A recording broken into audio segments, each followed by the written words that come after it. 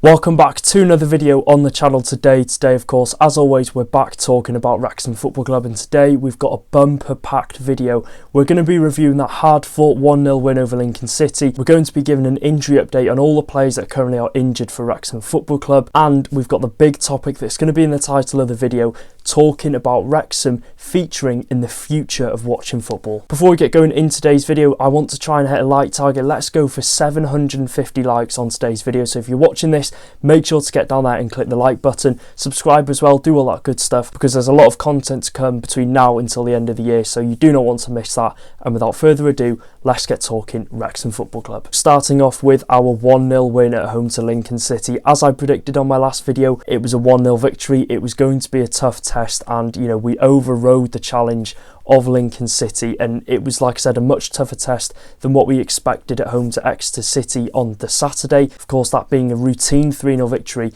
we went into this game without much recovery time in between Exeter and Lincoln City. Two very tough games in the matter of days, so I do think we did really well to pick up maximum points out of that. It was a tight game. We knew it was going to be a tight game, and one where we were far from our best but gained a valuable 3 points. So if we're looking at the first half, I would say Lincoln had the more clear-cut chances. Burton had to make that really good save on that Kadamachi header in the first half from the set piece, and I think the front two as well for Lincoln City might not have done an awful lot in terms of creating chances and scoring, but they were just consistently good at pressing our defence, putting our defence under pressure. And cast your minds back to the summer, Bailey Kadamachi is a name I spoke about a lot on this channel because apparently he was a target of Wrexham Football Club, and it did actually say in the matchday programme that he was a target for Wrexham and they tried to sign him. So I think this is kind of what Wrexham need in this setup at the minute, a striker that's going to press, and we've seen Kadamachi has scored goals for Sheffield Wednesday, so if we can get that striker in who's just going to press for 90 minutes, in comparison sort of like a Rathbone player in midfield. Rathbone runs his socks off for 90 minutes, constantly chasing the ball. If we can get a striker that can do that, unease the defence, and then you've got the striker next to him who's going to score the goals and do all the dirty work, then that could definitely be a target for Phil Parkinson when he looks at strikers in the January transfer window, and I can clearly see why he was after Kadamachi in the summer. And from a Wrexham point of view, Brunt obviously had the clearest cut chance of the first half for us right at the end of the half, and that James McLean set piece right onto Lewis Brunt's head, hit the crossbar and bounced over. So it wasn't really the electrifying first half that we saw against Exeter City. Very cagey, not much in it in terms of possession, but I thought there were a lot of chances for Lincoln City to have taken the lead and not so many for us. The second half was better from Wrexham. The atmosphere got better and so did the performance. That seems to be a theme in the Wrexham team since the takeover. Once the fans get going, they have a massive impact on the players' performance.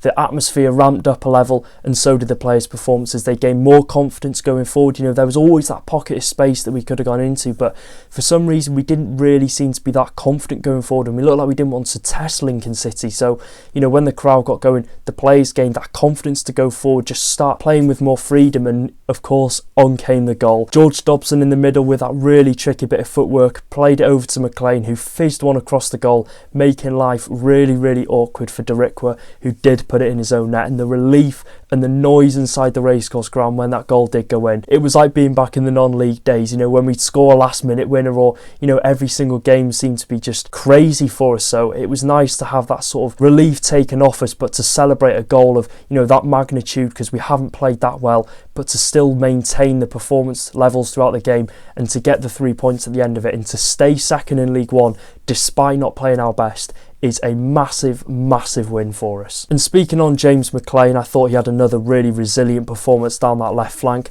Plenty of crosses, and he ran the left hand side really well. He got man of the match on the day, and I think it could have been either him or Lewis Brunt, but I thought McLean, again, for 35 years old, he is just proven why age is just a number. His fitness is a joke, and he just runs, put crosses in the box, created chances. I think he created 2 big chances in that game, so McLean had a really good performance yet again. Like I said as well, it could have been between Brunt and James McLean. I think Brunt does deserve an honourable mention. He followed up from Saturday, of course. He kept his place in the starting 11. He got his debut on Saturday, played really well there, and there's no reason to change it. Why fix it if it's not broke? Lewis Brunt with another imposing performance at the back and limited their front two from really threatening us all throughout the game. So yeah, a big shout out to McLean and Lewis Brunt. Despite us not being at our best and far far from our best, I would say.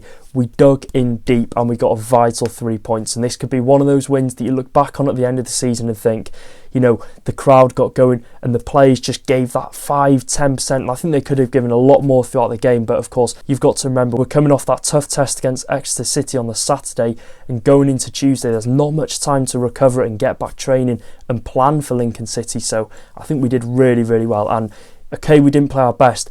There's no complaints at all from me. There might be from other Wrexham fans, but I am very happy. I'm happy we got the 3 points, and there's no point looking back. Yes, we didn't really play too well, but why look back now? We got the 3 points. Let's move on from that onto another big game next Tuesday against Barnsley. So moving on now to an injury update. Someone commented on one of my videos a couple of days ago saying, could we get an injury update? And I thought, yeah, we give the loan watches, so why not give an injury update? I think it's important to know, you know, where the players are in terms of nearing return, or if they're going to be out long term, because there's not much sort of publication of the players that are out injured. So I've done my best and done my best research to try and get information on all of the injured players. Starting off with George Evans. Now, cast your minds back to October the 1st away at Stevenage. George Evans did suffer that ligament injury and later had surgery on in the week. Parky confirmed that he is actually nearing a return very soon, and he could possibly be back for full action before our busy Christmas schedule. Now, I think this is really surprising, because when it first happened, George Evans did actually say he heard a crack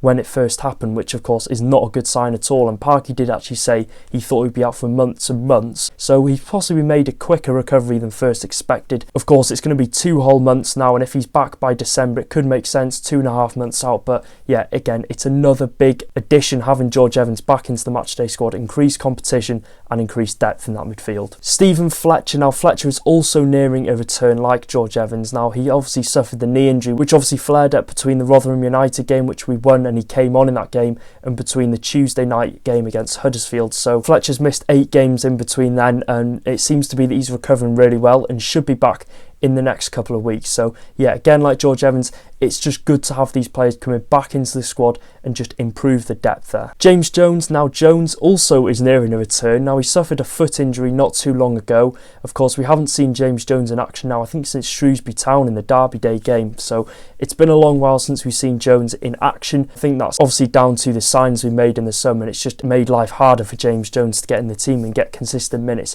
And of course, suffering this foot injury is not great for him at all. But James Jones is nearing a return, and hopefully we can see him in action for our game against Crewe Alexandra in the EFL Trophy. Will Boyle and Luke Bolton, they've both suffered long-term calf injuries, which will keep them out until a few days before Christmas. We're looking between the 19th of December and the 22nd, so there's no guarantee on that. Don't hold me accountable, but if we're looking at a timescale, it will probably be before Christmas time. So yeah, hopefully a speedy recovery for these two, because Bolton, you know, he was consistently on the bench for us, and Will Boyle, you know, we want him back for these cup competitions. Moving on to our shot stopper, Arthur Okonkwo. Now, we all know Okonkwo suffered a wrist fracture at home to Mansfield Town a couple of games back.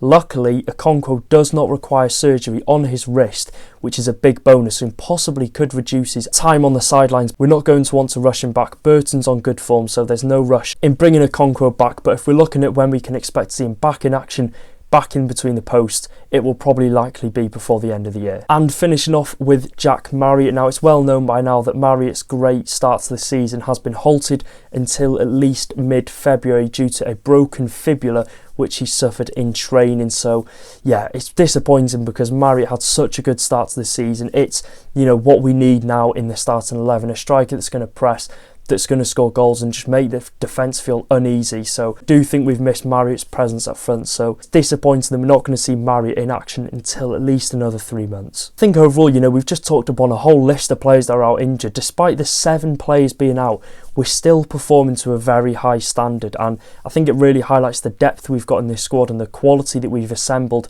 you know, over the years, starting from that first season in non-league with Parky. And I think credit has to go to Parky and his coaching team for consistently getting the best out of these players week in, week out, and maintaining such a high standard at Wrexham Football Club. And you know, this does set the standards for future players coming into the club and players that are possibly signing. The standards are there, and if you are coming to Wrexham, you're going to have to perform week in, week out, because like I said, I'm going to say it again, the standards are through the roof now. So moving on from injuries and talking about the big topic which will be in the title of the video, there is some big and exciting news that came out yesterday which you might have missed for all our American fans that do support Wrexham.